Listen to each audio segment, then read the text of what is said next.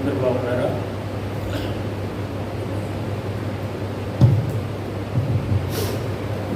గత వారం నుంచి ఈ వారం వరకు దేవుడు మనందరూ కూడా ఎంతగానో రక్షించి కాపాడుకున్నందుకు మనము దేవుడు స్తుతిద్దాం. హల్లెలూయా. ఈ కరోనా వైరస్ని బట్టి మందిరాలు తెరవబడడానికి వెళ్ళాము స్థితిలో ఏ విధంగా దేవుడు మనకు అనుగ్రహించినటువంటి ఈ సమయాన్ని సద్వినియోగం చేసుకుందాం. దేవుడు మాటలు జాగ్రత్తగా వెళ్దాం. వినయదాని ప్రకారంగా ముందుకు సాగడానికి ప్రయత్నం చేద్దాం. వ్యవసాయ త్వరగా రాని అన్నారు. ఆ దాఖలలో అనేక సూచనలు జరుగునని చెప్పబడిన మాట వైరస్ ఒకటి. అందుకొరికి ప్రతి ఒక్కరు కూడా వెలుగుగా ఉండి ప్రార్థన చేసుకోవడం చాలా అవసరం. ప్రార్థన చేసుకుందాం. కట్టు చూసుకోనండి. మీరు కూడా ప్రార్థన చేయండి. పరిశుద్ధుడా యేసయ్య, పరమ తండ్రి, గొప్ప దైవాస్తుతులైన స్తోత్రాలు చెల్లిస్తున్నాం. ఈ యొక్క మహాప్రభుని బట్టి కృపను బట్టి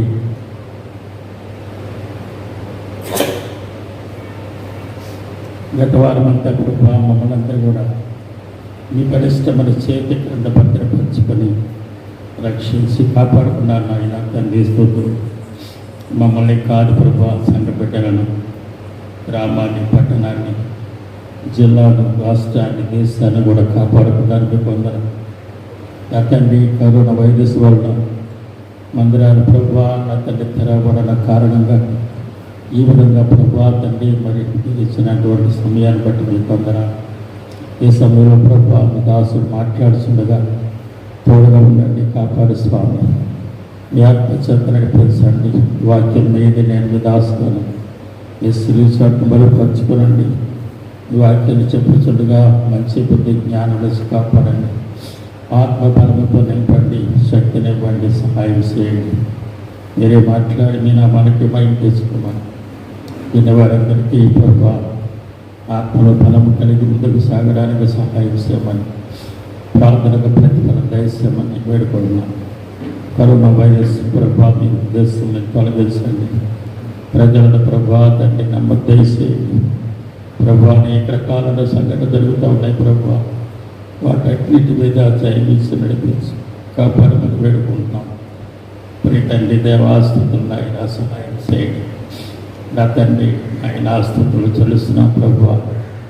నా రాజా సహాయం చేయండి. కరోనా వైరస్ తగ్గాలని ప్రయాసపడుతున్నటువంటి అధికారులందరి చుట్టూ మీకు కాపుదలు వేస్తున్నాయన. నా ప్రియ తండ్రి పోలీసు అధికారుల చుట్టూ మీకు కాపుదలు వేసేయండి. డాక్టర్ల చుట్టూ మీకు కాపుదలు వేసి, నర్సుల చుట్టూ మీకు కాపుదలు వేసేయండి. జీవీఎంసీ ఆయన అధికారుల చుట్టూ, అలాగనే ప్రభా నా తండ్రి కార్మికుల చుట్టూ మీకు కాపుదలు వేసేయండి. వాలంటీర్ల చుట్టూ మీకు కాపుదలు వేసేయండి. ఆయన నాయన ఇప్పుడు నాయన కేఎస్లో దేవా నా తండ్రి నాయన ఏసయ్య ఉన్నటువంటి అందరినీ కూడా మీరు ముట్టు భావిస్తే మనం వేడుకుంటున్నాం. విశ్వాయువు చేత చనిపోయిన ఆ కుటుంబాలకు దేవ ఓదార్పు దయచేయమని వేడుకుంటున్నాను.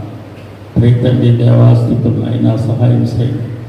మా ముఖ్యమంత్రి గారిని, ప్రధానమంత్రి గారిని కూడా దీవిస్తే వారి చుట్టూ కూడా మీకు కాపుదల దయచేయమని వేడుకుంటున్నాం. దేశం కొరకు, రాష్ట్రం కొరకు ప్రయాసపడుతున్నటువంటి అధికారులందరి కొరకు ప్రార్థన చేస్తున్న వారందరినీ బలపరిచి దీవించి నామానికి మహిమ తీసుకోమని, ప్రార్థన ప్రతిఫలం దయచేయమని, వాక్యం చెప్పుచుండగా మీ మాటలు చేత నింపి నడిపించి కాపాడమని యేసు పరిశుద్ధ నామములో ప్రార్థన అడిగిస్తున్నాం తండ్రి. ఆమేన్. దేవుని స్తోత్రం. గత వారాల్లో మనం నేర్చుకున్న మాటలు 1 కొరింథీ 16వ అధ్యాయం 13 నుంచి మనము కొన్ని మాటలు నేర్చుకుంటున్నాం. మెలకువగా ఉండండి, విశ్వాసమునందు నిలకడగా ఉండండి.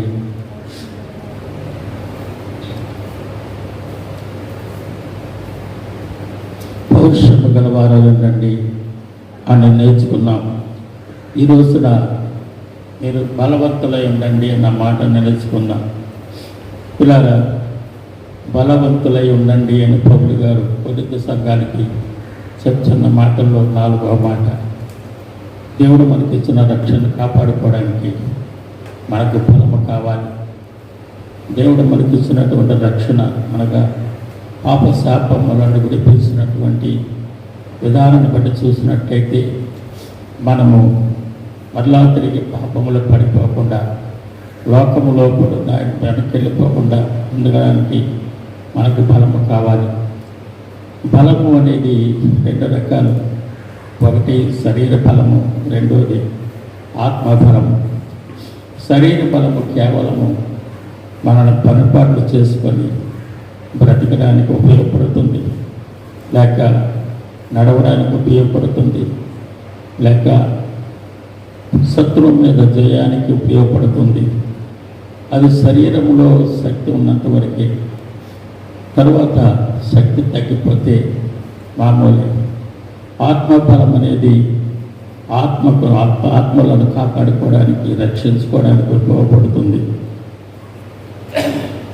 అది ఎలాగంటే మనము ఆత్మకు విరోధంగా పోరాడి శరీరాశలను విసర్జించి రక్షించబడినట్టు మనము తిరిగి మళ్ళా మన ఆత్మలను రక్షించుకోవడానికి మనకు ఆత్మబలము కావాలి. ఆత్మబలముతో మనము శరీరాశలను జయించాలి, ప్రార్థన చేయాలి, వాక్యం చదవాలి, అలాగనే ఉపవాసం ఉండాలి.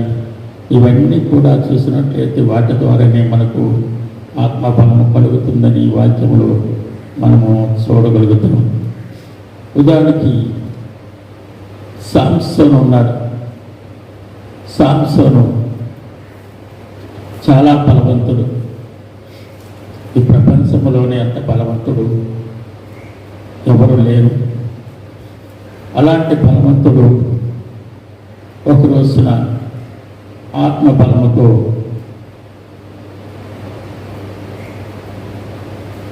మూడు 300 నక్కలను పరిగెత్తి పట్టుకొని న్యాయాధిపతులు 15వ అధ్యాయంలో రాయబడిన మాటలు మనం చదువుతాం. న్యాయాధిపతులు 15వ అధ్యాయంలో ఉన్న మాటలు మనం చదువుతాం. 15వ అధ్యాయం న్యాయాధిపతులు. అప్పుడు సంసోను, నేను ఫిలిస్తీన్లకు హాని చేసినలా వారి విషయంలో నేను ఇప్పుడు నిరపరాధన ఎందునని వారితో చెప్పి పోయి 300 నక్కలను పట్టుకొని దివిటీలను తెప్పించి తోకను తిప్పి 2 తోకల మధ్యన ఒక్కొక్క దివిటీని కట్టి ఆ దివిటీలో అగ్నిమంట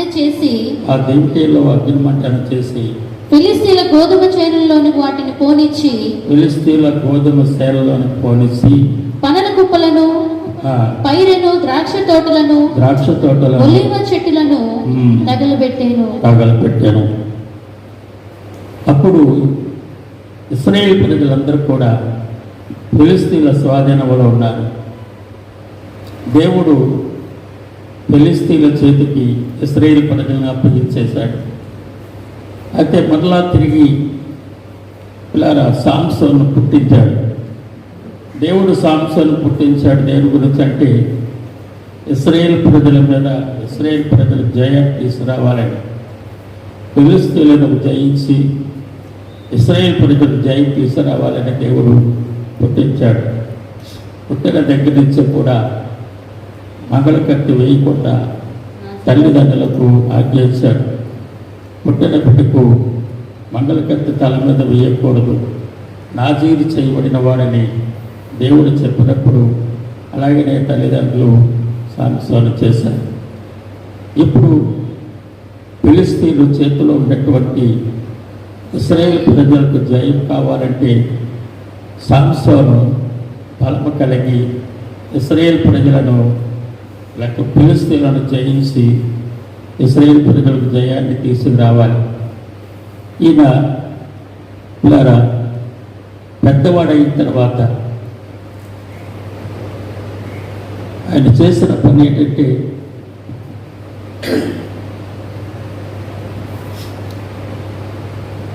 ఒక అబ్బాయిని ప్రేమిస్తాడు. ఆయన ప్రేమ కలాపాల్లో పడి గొడవలు తెచ్చుకొని తిరిగి అత్తవారు నుంచి ఇప్పుడు ఇంటికి నుంచి వెళ్ళిపోయిన తర్వాత కొంతకాలం అయినప్పుడు మళ్ళా తిరిగి వచ్చాడు.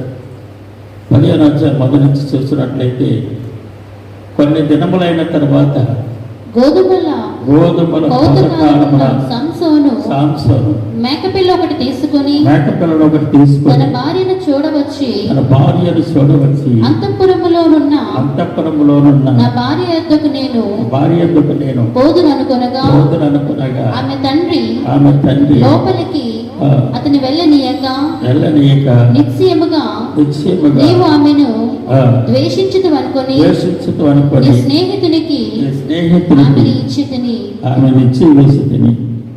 కాబట్టి ఆ మాటకు కోపం వచ్చి ఫిలిష్తీయులకు నష్టము కలిగించాలనే ఉద్దేశంతో పిల్లరా పరిగెత్తి నక్కలను 300 నక్కలను పట్టుకొని ఒకదాని తోకకు ఒకటి కట్టి 2 తోకల మధ్యన అగ్ని రగిలించి గోధుమ పంటలను నాశనము చేయించాడు. అంత బలవంతుడైనటువంటి సాంసోను యొక్క బలము దేశమంతటా కూడా మారుమోగింది.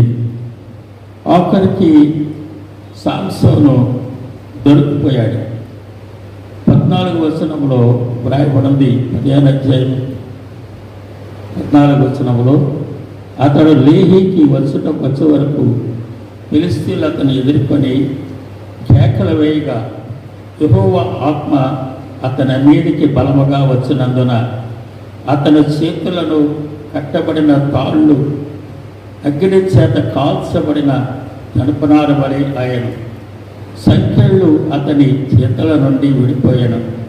అతని గాడిద యొక్క పచ్చి దవడ ఎముకను కనుగొని చెయ్యి చాచి పట్టుకొని దాని చేత 1000 మంది మనుషులను చంపాను. దేవుని స్తోత్రం. అంత బలవంతుడు సాంసోను. 300 నక్కలను పట్టుకున్నటువంటి సాంసోను బలవంతుడైన వాడు. అలాగనే 1000 మందిని పచ్చి దవడ ఎముకతో, గాడిద యొక్క పచ్చి దవడ ఎముకతో 1000 మందిని చంపినటువంటి సాంసోను అంత బలవంతుడు. కాబట్టి ఇలాగ ఉండగా 16వ అధ్యాయంలోకి వచ్చినప్పుడు ఆయన తన బలాన్ని పోగొట్టుకునేటువంటి పరిస్థితి ఏర్పడింది. చదువు. తరువాత సాంసోను గాజాకు వెళ్ళి వేశ్యనొకతను చూచి ఆమె యొద్దకు చేరెను. సాంసోను అక్కడికి వచ్చారని గాజా వారికి తెలిసినప్పుడు వారు మాట పెట్టి రేపు తెల్లవారిన తరువాత అతనిని చంపుదు అనుకొని పట్టణపు ద్వారమునద్ద రాత్రి అంతయు పొంచి ఉండిరి. ద్వారం దగ్గర పొంచుకొని ఉన్నారు. దేవుడి స్తోత్రం. కాబట్టి ఆమె 4వ వచనం పిమ్మట అతడు సోరేకు లోయలో ఉన్న దెలీలాను స్త్రీని మోహరింపగా ఫిలిష్తీయుల సర్దారులు ఆమె యొద్దకు వచ్చి ఆమెతో నీవు అతన్ని లాలన చేసి అతని గొప్ప బలము దేనిలో ఉందో అడిగి తెలుసుకో. మేము అలాగ అతన్ని నువ్వు అడిగి తెలిసినట్లయితే నీకు డబ్బు బంగారం ఇస్తానని చెప్పి ఆశ చూపినప్పుడు దెలీలా సాంసోను అడిగి తెలుసుకోవడం ప్రారంభించింది. పిల్లారా 11వ వచనం చూద్దాం. అప్పుడు దెలీలా ఇది వరకు నీవు నన్ను ఎగతాళి చేసి నాతో అబద్ధమాడితివి, నిన్ను దేని వల్ల బంధింపవచ్చునో నాకు తెలుపుమని సాంసోనుతో చెప్పగా అతడు నీవు నా తల జడలు 7 అల్లిక అల్లిన ఎడల సరి అది ఆమెతో చెప్పాను. అంతటా ఆమె ఏకుతో తన దగ్గొట్టి సంసోను ఫిలిష్తీయులు నీ మీద పడుచున్నారని అతనితో చెప్పినప్పుడు ఆమె అనుదినమును మాటల చేత అతనిని బాధించి తొందర పెట్టుచున్నందున అతడు ప్రాణము విసికి చావగోరెను.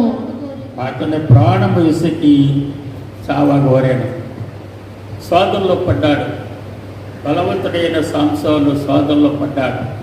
ఒక స్త్రీ యొక్క వ్యామోహంలో పడ్డాడు. దెలీలా సన్నిధి పంచకు చేరాడు. ఆమె యొక్క ప్రేమలో పడి తన ప్రాణాన్ని పోగొట్టుకోవడానికి సిద్ధపరచుకున్నాడు.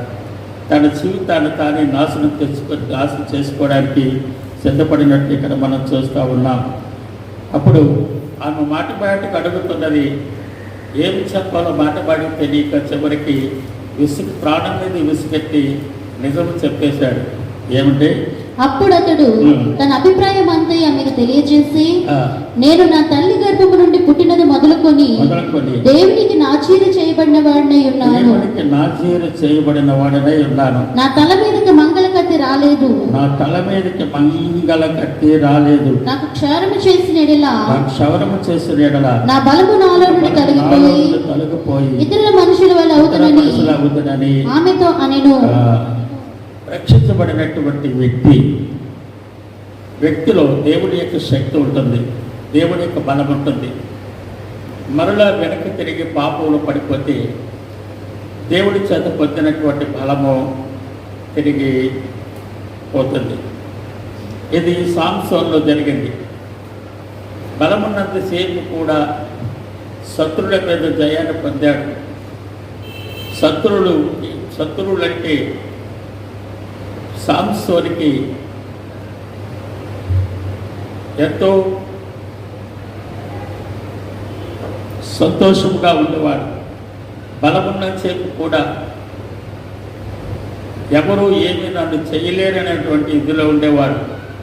కానీ ఎప్పుడైతే బలము పోయిందో, ఎప్పుడైతే సంసోను గుర్తించేశాడో, వారు అలాగనే చేసి సంసోను యొక్క తలను గొరిగించి ఆమె ఫిలిష్తీయులను పిలువగా తాళతో కట్టి తీసుకొని వెళ్ళిపోయారు. కళ్ళు ఓడదీసేశారు. తిరగలి దాగోను దేవత గుడిలో తిరగలి విసరడానికి ఏర్పాటు చేసుకున్నారు. దేని బిడ్డలారా, ఈ రోజున పతనము అనేది ఎప్పుడు వస్తుందంటే పాపములు పడిపోయిన తర్వాత. మన జీవితాలు ఆత్మబలము కలిగి జీవించాలనుకుంటే ఆత్మబలముతోనే ఆత్మ విరోధంగా పోరాడే శరీరాశలను మనము జయించాలి అనుకుంటే మనము యేసు వైపు చూడాలి. యేసు వైపు చూస్తూ ముందుకు సాగాలి. యేసు మన కొరకు లోకంలో ఏమి చేశాడో అది మనము చూస్తూ ముందుకు సాగాలి.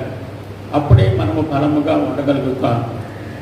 యేసు ప్రభు వారు మత్తయి సువార్త, లూకా సువార్త 4వ అధ్యాయము 14వ వచనములో చూసినట్లయితే, అప్పుడు యేసు ఆత్మ బలముతో గలిలయకు తిరిగి వెళ్ళెను.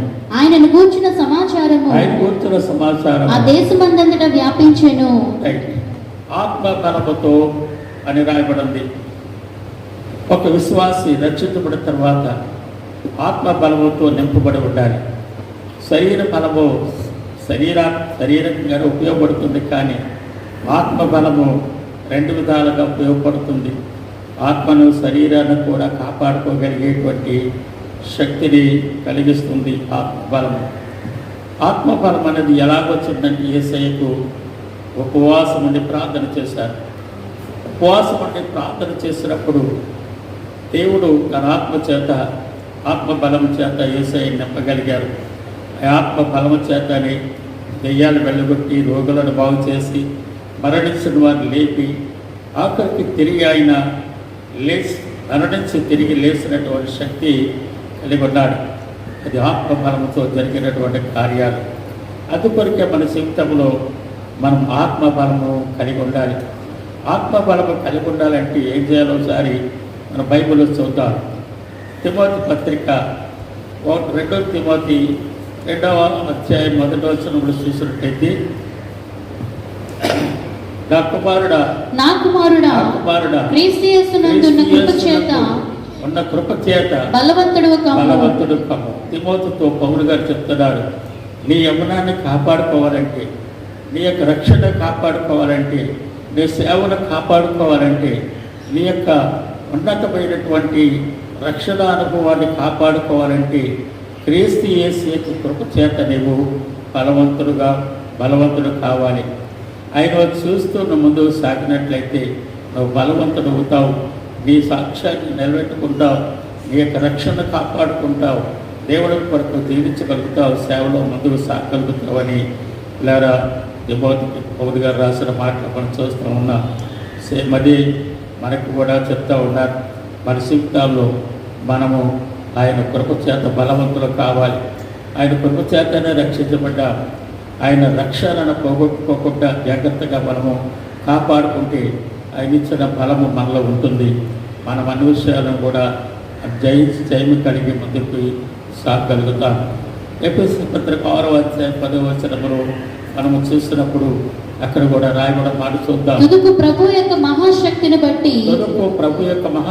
బట్టి ఆయన యందు బలవంతులై ఉండండి. చూసారా, మన రక్షణ కాపాడుకోవడానికి, మన విశ్వాసాలు కాపాడుకోవడానికి, మన బ్రతుకులు కాపాడుకోవడానికి, మన యొక్క జీవితాలను ఆయనలో నడుపుకోవడానికి, ఆయన రాకడ పవిత్రము శ్రమగా జీవించడానికి ఆయన యొక్క శక్తిని బట్టి మనము బలవంతులై ఉండాలి, బలము కలిగి ఉండాలి. దేవుని స్తోత్రం. ఎప్పుడైతే మనము బలము కలిగి ఉంటామో మనము పాపములు తిరిగి పడిపోం, శాపములను జయిస్తూ ముందుకు సాగలుగుతాం. ఇలా యేసయ్య ప్రార్థన ద్వారా బలము పొందాడు. మనం దేని చేత బలం పొందాలంటే ప్రార్థన ద్వారా బలము పొందాలి. యేసయ్య ప్రార్థన చేసి బలము తెచ్చుకున్నాడు. ఇలా అందుకొరకే మనము క్రీస్తు యేసు యొక్క కృప చేత బలము పొందాలి. దేవుడి యొక్క శక్తిని బట్టి మనము బలము కలిగి జీవించాలి.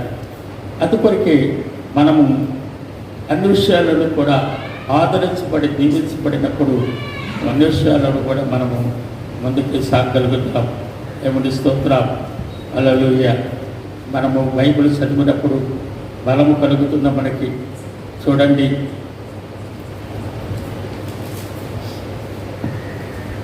కీర్తన 119వ కీర్తన 9వ వచనము 11వ వచనం మనం చూసినట్లయితే అక్కడ రాయబడిన మాటలు సత్యమైనది. యవనస్తులు దేని చేత తమ నడత శుద్ధిపరచుకుందురు. నీ వాక్యమును బట్టి దానిని జాగ్రత్తగా చూచుకొనుట చేతనే కదా. ప్రవర్తన సరిగా ఉండాలనుకుంటే, యవనస్తుల యొక్క ప్రవర్తన సరిగా ఉండాలనుకుంటే, యవనస్తుల రక్షణ కాపాడుకోవాలనుకుంటే, యవనస్తులు వారి జీవితాల్లో వెలుగు కలిగి జీవించాలనుకుంటే వాక్యాన్ని జాగ్రత్తగా చదువుకోవాలి. ప్రతిరోజు కూడా జాగ్రత్తగా చదువుకోవాలి, దేవుడి వాక్యాన్ని చేసుకోవాలి. 11వ వచనములో చూసినట్లయితే నీ ఎదుట నేను పాపము చేయకుండానట్లు నా హృదయములో నీ వాక్యమును ఉంచుకొని ఉన్నాను. చూసారా, దేవుడి యొక్క శక్తిని కలిగి జీవించాలంటే, పాపాన్ని జయించాలంటే దేవుని వాక్యాన్ని చదవడమే కాకుండా హృదయంలో ఉంచుకోవాలి.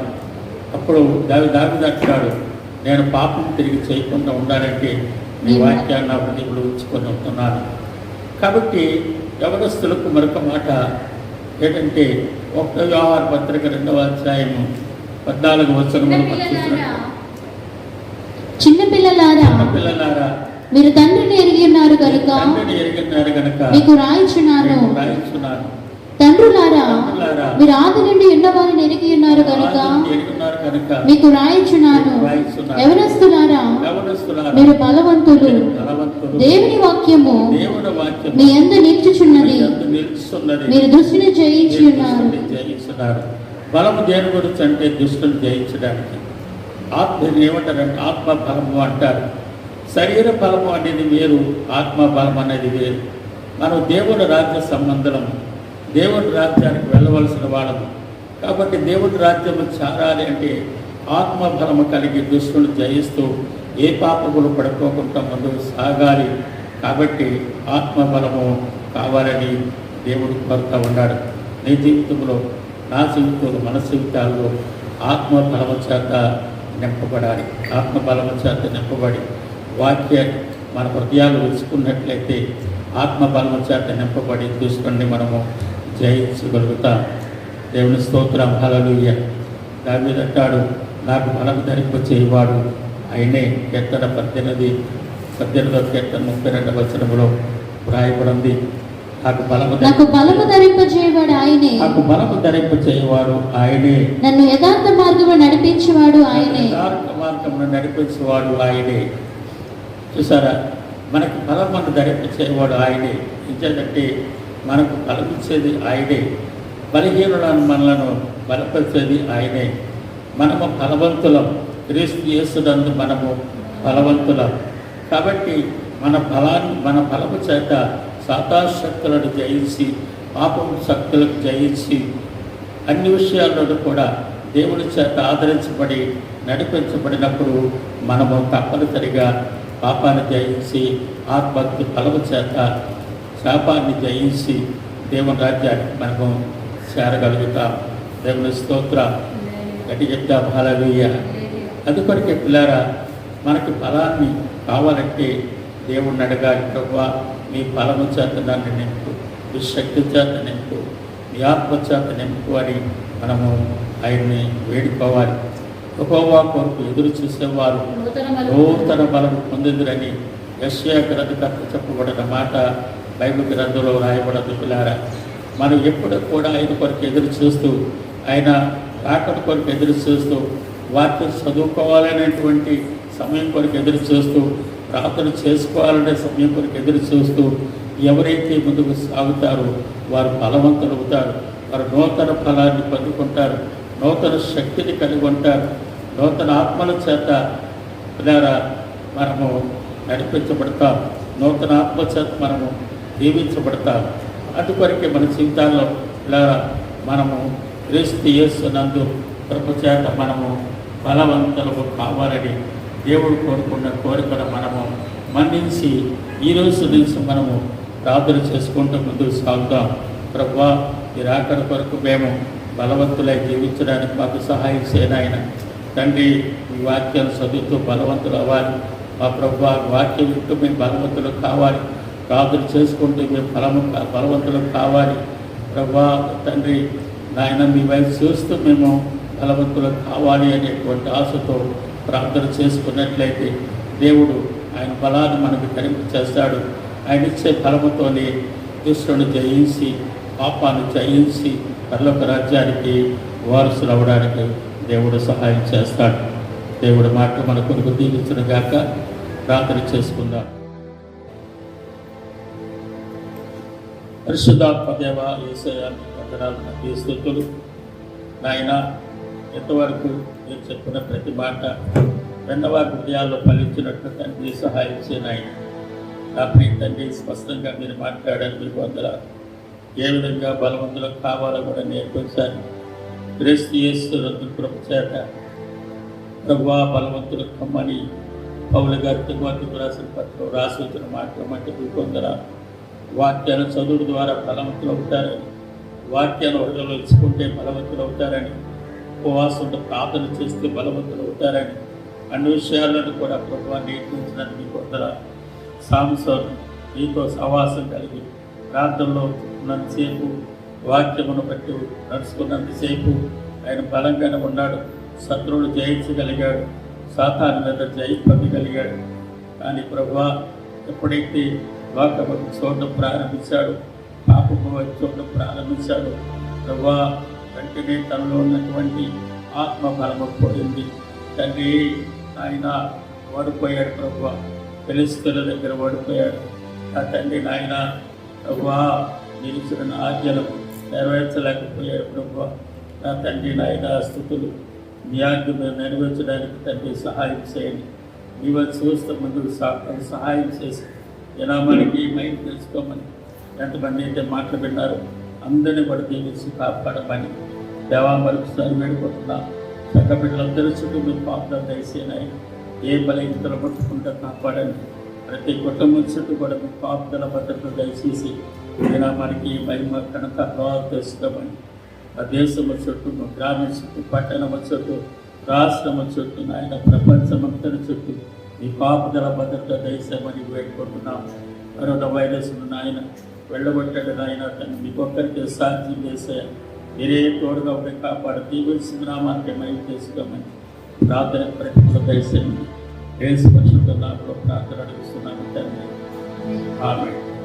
మన తండ్రి అయిన దేవునికి ప్రేమ, కుమారుడైన క్రీస్తు యేసు యొక్క కృప, పరిశుద్ధాత్మ దేవుని యొక్క నిస్సవాసము కూడా మనకు ఆయన నామం కలిసిన ప్రతి పరిశుద్ధులకు రాకడ పర్యంతం మన సుధాకాలను తోడేయండి, కాపాడి దీవించి ఆశీర్వదించునుగాక.